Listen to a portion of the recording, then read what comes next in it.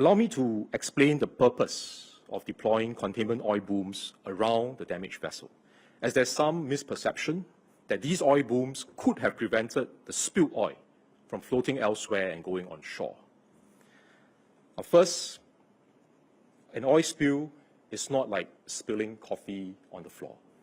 If you spill coffee on the floor, the coffee will remain there. You can go get a mop to clean it up. The oil that spills into the ocean, especially when it is a sudden discharge of a large amount, like what happened on 14 June, the oil will not remain stationary at the incident site. It will be carried by tidal currents and waves and start to move away from the site. And as I mentioned earlier, deploying the containment boom around the damaged vessel will take several hours, including the time for the vessel to arrive at the incident site and the time taken to fully deploy the booms. During this time, we must expect a significant amount of the oil that has been spilled into the sea to be carried by tidal currents and waves to other locations away from the incident site.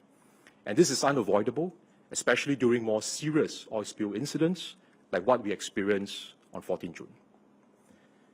Hence, the main purpose of the containment boom around the damaged vessel is not to fence in the oil that has been spilled, but it is a preventive measure in case there's further spillage from the damaged vessel. The containment boom can also help to catch some of the oil spill which remain in the vicinity of the incident location and did not float elsewhere. But this is also not 100% foolproof, because the tidal currents and waves can carry the oil to go below or above the booms. So some may ask why we did not then place booms along our waterfronts and coastlines immediately to prevent the oil from washing onshore. Now, I understand where the question is coming from, but it is not feasible to deploy booms around the entire coastline of Singapore. Now, if you think about it, if you are going to deploy booms along the entire southern coastline, from Pasir Panjang to East Coast, that will require more than 46 kilometers of booms. The booms, once deployed, also require regular maintenance and replacement, as they are subject to weather and waves, and some of them can snap.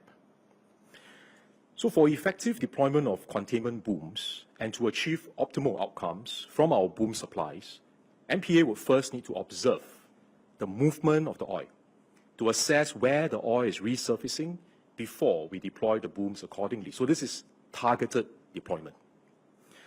MPA had therefore deployed vessels and drones to monitor surrounding waters for signs of oil, while it alerts other agencies to step up monitoring of the coastline. MPA also used methods such as predictive modeling, the oil trajectory based on tidal current predictions and real-time weather data, as well as surveillance using satellite imagery. So all this data help to be able to see where the oil is going, and this complements what we do on the ground, the monitoring by the personnel on the ground and the ships at sea.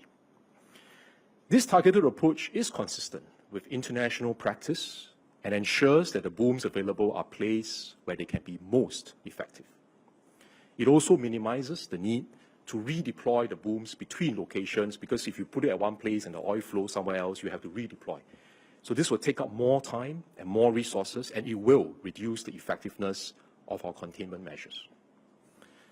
So in total, we have deployed more than 3,400 meters of booms so far.